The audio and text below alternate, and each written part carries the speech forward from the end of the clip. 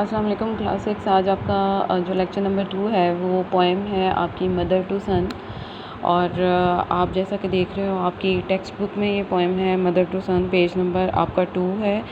और mother to सन जो poem है ये पोएम एक बच्चे के अबाउट है जिसकी मदर उसको एडवाइस करती हैं कि आपकी लाइफ में जितनी भी हार्डशिप्स आएंगी, जितनी भी मुश्किलात आएंगी, आपने उसको किस तरह से टैकल करना है, उनका सामना किस तरह से करना है।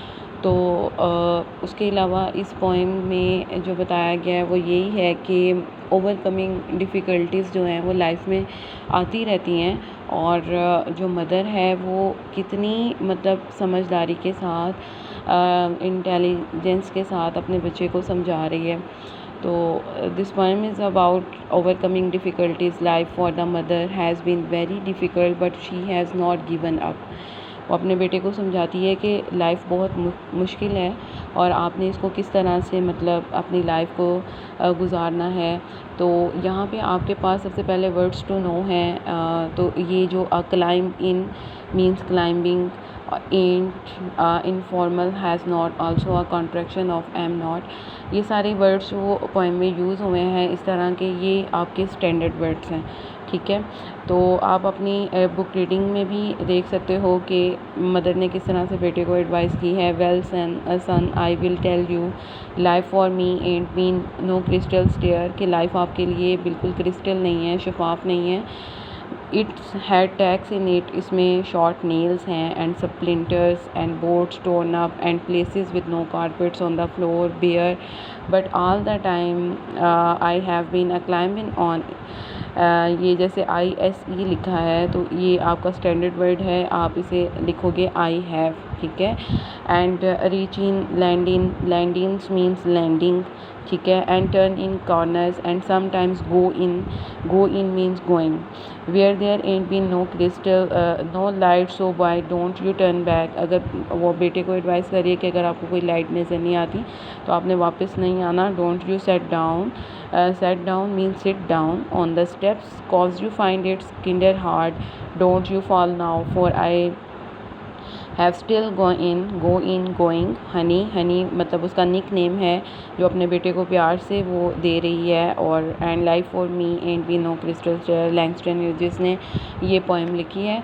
और उसके अलावा आप इसकी एक्सरसाइज देखो तो ये पेज पे आपके पेज नंबर 4 पे एक्सरसाइज है। तो सबसे पहले आपका जो क्वेश्चन है वो है find all the non standard words used in the poem, write them out along with the correct meaning and form.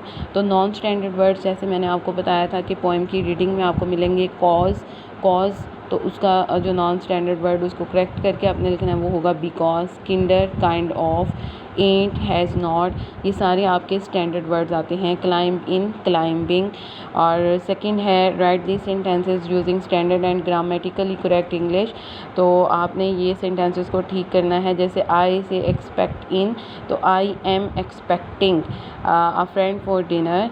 तो बाकी वही रहेगा, सिर्फ आपने ये स्टैंडर्ड वर्ड्स को ठीक करके इनकी ग्रामेटिकली इंग्लिश करेक्ट करनी है। जैसे ये है ISE बीन, आपको नज़र आ रहा है, आप यहाँ पे आई हैव बीन करोगे। आई एंट है गो इन, तो आई वैसे ही रहेगा, एंट कैन नॉट, और go in going. I am not going, they's been kinder, तो they have been kind of। उसके बाद ये कॉज है ई वाले सेंटेंस में, तो यहाँ पे आप अंडरलाइन करके उसको बिकॉज करोगे। You ain't doin' are not doing, ठीक है। उसके बाद आपका इसी पेज पे क्वेश्चन लास्ट पे क्वेश्चन है pick out the statement, question, commands and exclamation. आपने ये बताना है कि ये स्टेटमेंट है, कमांड है या एक्सक्लेमेशन है। तो फर्स्ट है the boards are torn up, तो ये स्टेटमेंट होगी। Did you hear what I said, ये लास्ट पे क्वेश्चन मार्क है, तो आप ये क्वेश्चन है। Keep it safely in a trunk, command. How fresh it is, exclamation. आप लास्ट पे आप एक्सक्लेमेशन मार्क भी देख सकते हो, तो ये एक्सक्लेमेशन है। It will change colour in 2 hours, statement. Throw it away, command. I burnt it yesterday, statement. Have you burnt it yet, question, okay. तो ये आपकी एक्सरसाइज थी टेक्स्ट बुक की। तो आप इसे अच्छे से सॉल्व कर लीजिए और इसको याद भी कीजिए।